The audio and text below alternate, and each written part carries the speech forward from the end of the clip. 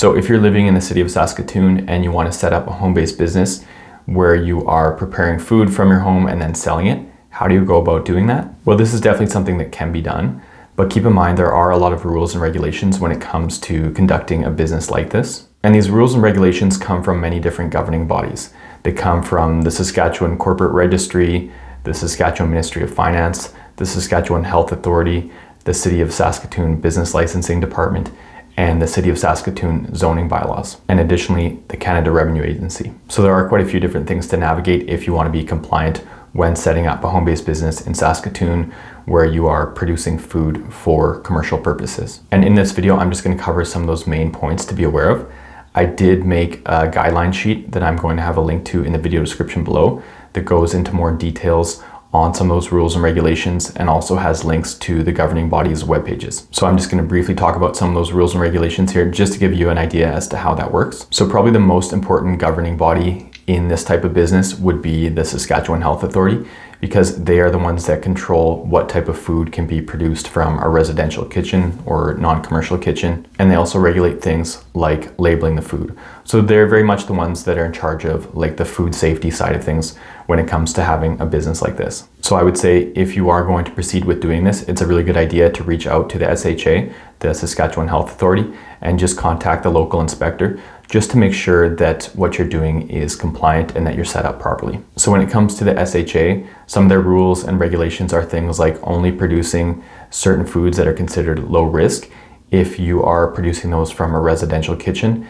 and if you're selling them. Now on top of that, they expect you to have food safety training through one of their approved programs. And they also require you to properly label that food, again, if it is food made from a residential kitchen that you are selling. So if you're just making food out of your home kitchen and this is just for like a get together type of potluck with friends and family, these rules don't apply because you're not producing food for commercial purposes. You're not selling it. It's when you're actually making the food for commercial purposes that you have to comply with these rules and regulations. So outside of the SHA, when it comes to the City of Saskatoon, there are things you need to comply with and be aware of, like getting a home-based business license and also following the city's municipal bylaws. And some of those bylaws include things like not being allowed to have customers come to your home and pick up the food that they're purchasing from you, not being able to have commercial or industrial kitchen equipment in your residential property for your business. And if you have employees for this business, you're not permitted to have more than one of them as a non-resident working at your home at any given time. And then when it comes to the Ministry of Finance, in a lot of cases, you'll need to get registered with them and get a PST number. And when it comes to the Canada Revenue Agency,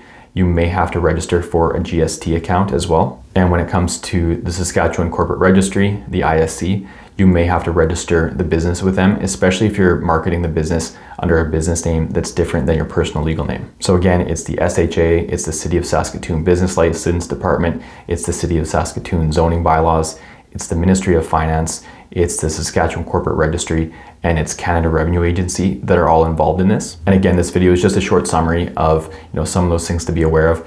I really recommend looking at that guideline sheet that I created that again will be linked in the video description below, and then doing some research on those and then reaching out to the governing bodies as necessary just to make sure you're compliant.